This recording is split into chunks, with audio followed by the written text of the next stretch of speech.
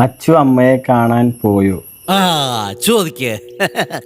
അമ്മ നാട്ടിൽ വന്നിട്ട് പോയില്ലേ? അമ്മ കുഞ്ഞിനെ കാണാൻ എന്താ വന്നില്ലേ?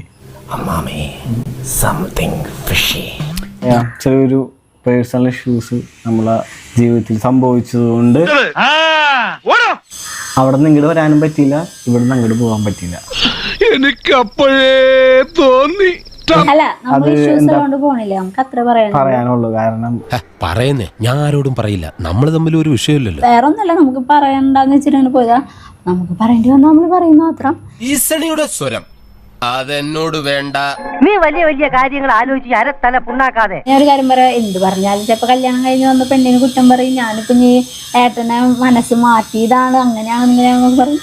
ഞാനൊരു പ്രാവശ്യം പറഞ്ഞതാ ഈ ബന്ധം നമുക്ക് വേണ്ട, ശരിയാവില്ല. ഇപ്പതേ കണ്ടില്ലേ മൂക്ക് കയറിട്ട് പിടിച്ചോണ്ട് പോയത്. ഞാനൊരു കാര്യം പറയാം, LKG പഠിക്കുന്ന ഒരു കുട്ടിയല്ല, 10-29 വയസ്സായ ഒരാളാണ്. അതല്ല എന്നെ പറയുന്നുണ്ട്. ഈ ഭദ്രകാളി ഉണ്ടല്ലോ, ചേട്ടനനിയന്മാര് തമ്മിൽ തെറ്റിച്ച് ഒളിച്ചു വന്നിരിക്കുന്ന വേഷവിത്ത.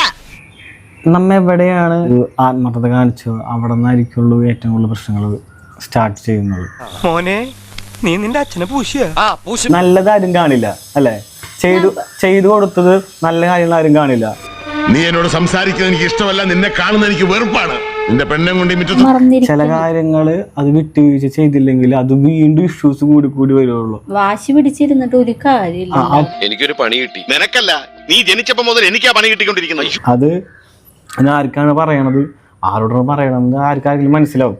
എന്തായാലും നനഞ്ഞു, നീ കുളിച്ചു കയറാം. വിഷമം കുറച്ചുണ്ട്. എന്താ പറയാ, ഒറ്റപ്പെട്ടു. എന്റെ മക്കൾ എന്നെ മനസ്സിലാക്കിയില്ല, സ്നേഹിച്ചില്ല. പിന്നെ അവിടെ അമ്മയുണ്ട് കൂടെ, ലിജിയുടെ അമ്മയുണ്ട് കൂടെ. പിന്നെ അങ്ങനെ പോകുന്നു, ജീവിതമൊക്കെ സുഖമായിട്ട് പോകുന്നു. ഒരു കുടുംബത്തിൽ ഒന്നും എങ്ങനെയാവാം? എങ്ങനെയാടാ എല്ലാവരും ഒന്നുപോലെ ആയി പോയത്?